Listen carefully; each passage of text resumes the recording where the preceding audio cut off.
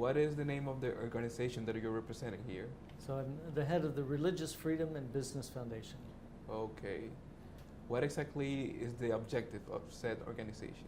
So the research I do shows that religious freedom is good for the economy, good for society, and good for business.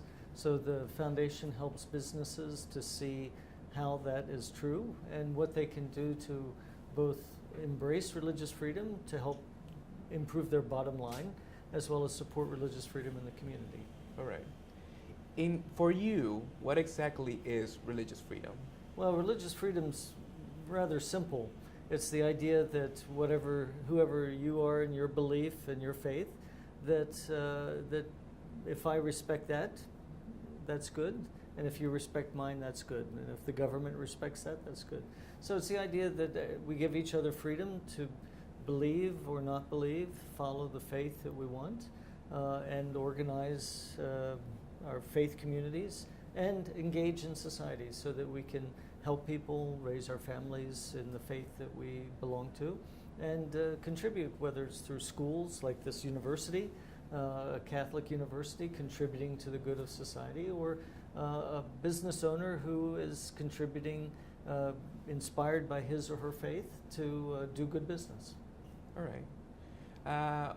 For you, what's the importance of having an open religious climate for the society, for us to interact or to grow as individuals? So maybe two different things. One is that when you have an open religious environment, that sets people of faith free to do good. So then you can have a hospital or a clinic or help your neighbor.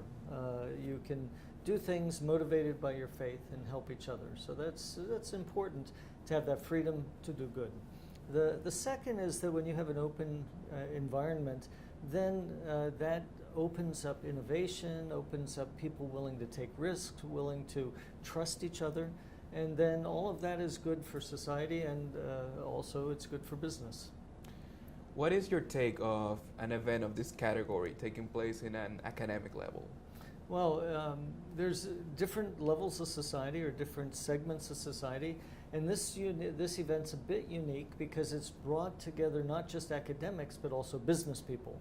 So in my talk today, I was talking about the connection between the economy and religious freedom, and I was introduced by a very successful businessman here in the Dominican Republic. So we have business people coming to learn as well and engage on this topic.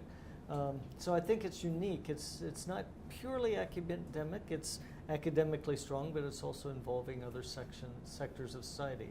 All right. So basically, like getting people involved, maybe part of it is like as individuals in general, not only academic, just like society as a whole, right? Yeah, and I think that's for an academic university, for academics, it's important that they're able to take their ideas, their research, and connect them to real society and not just stay in what we call the ivory tower and do research that's disconnected from the rest of society.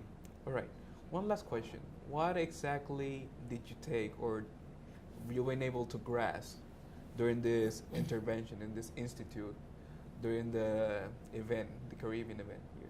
So, I mean, one important thing is that when you look at religious freedom around the world, the Caribbean has one of the best records aside from Cuba.